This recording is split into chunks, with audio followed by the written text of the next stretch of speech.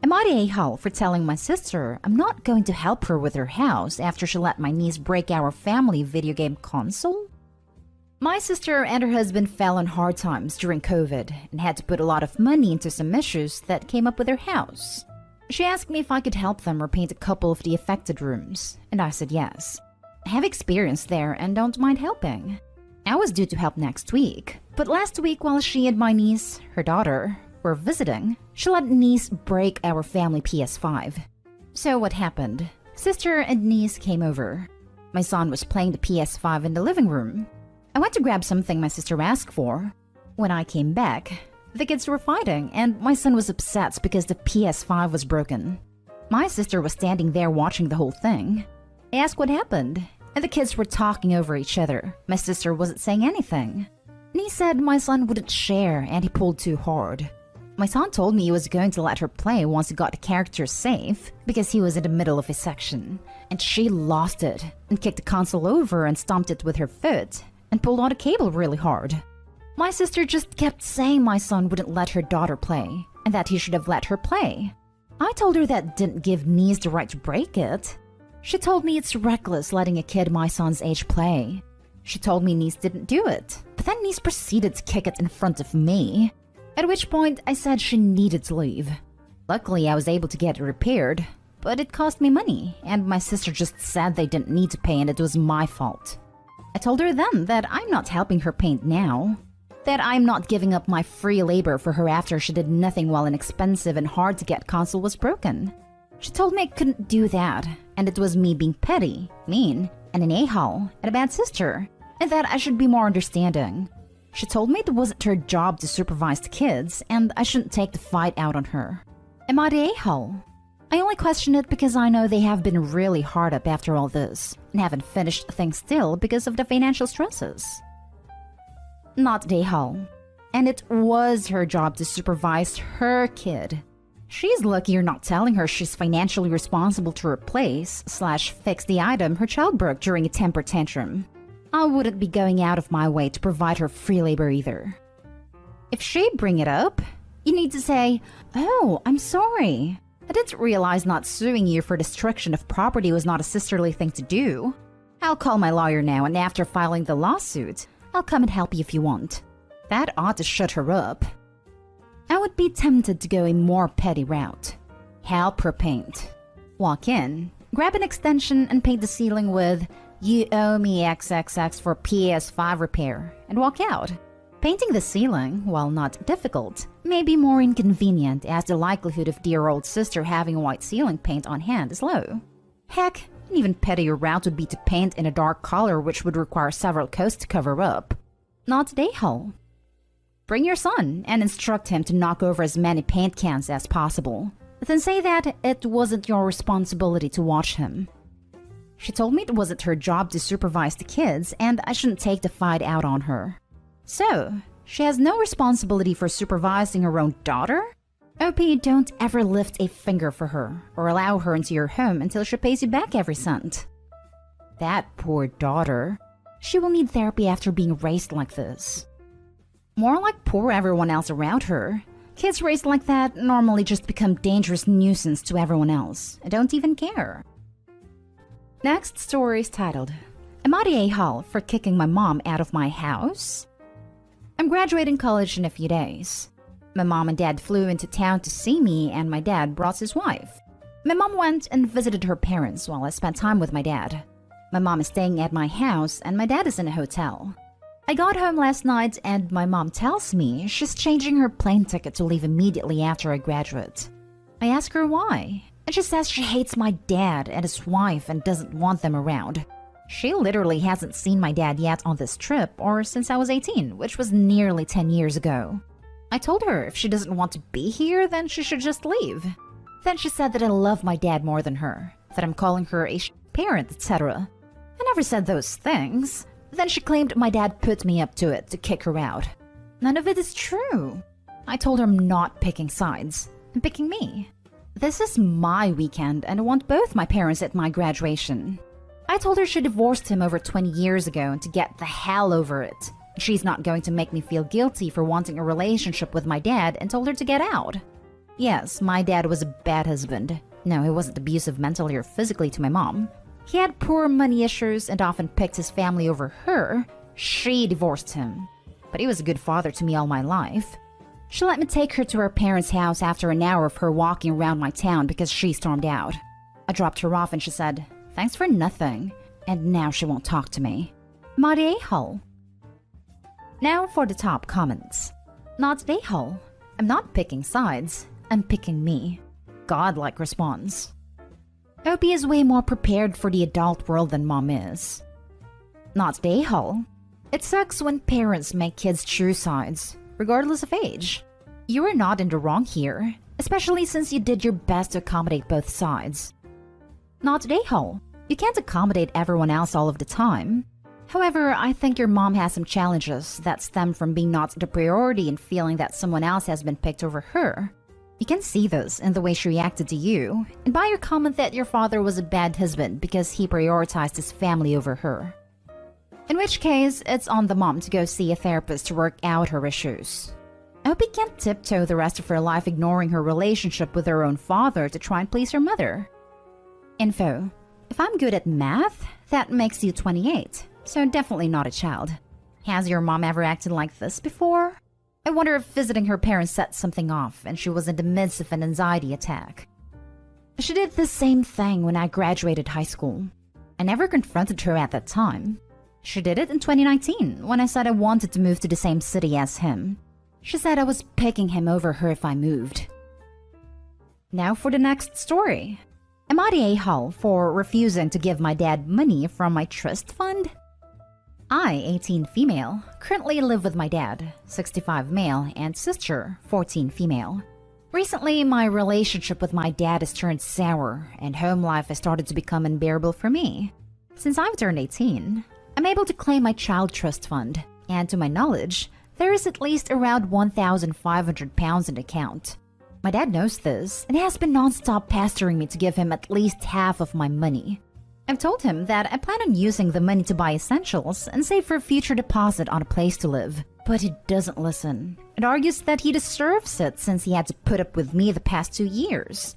I won't go much into it, but I've had to drop out of college and my mental health has been severely affected the past couple of years. My dad brings this up to guilt me and upset me. Every time he brings the topic of money up, it almost always ends in an argument. This came to a head yesterday where I was making some food for myself and my dad asked me when I'll get the money from my fund. I responded and said I didn't know just yet, but I plan on getting it as soon as I'm able.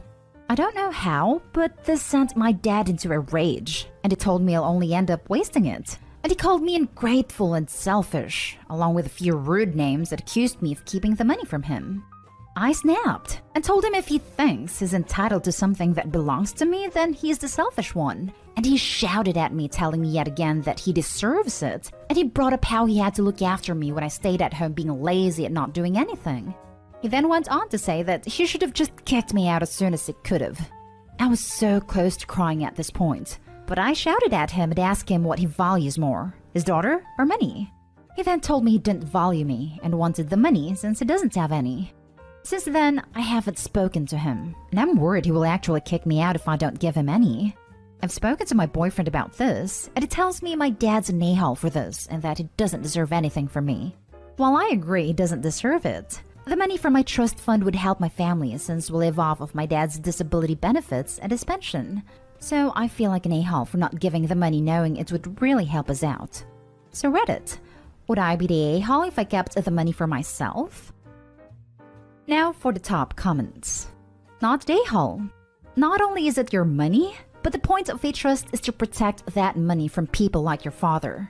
The reason that the money releases when you turn 18 is because when you hit the age of majority, he no longer has any legal claim to it.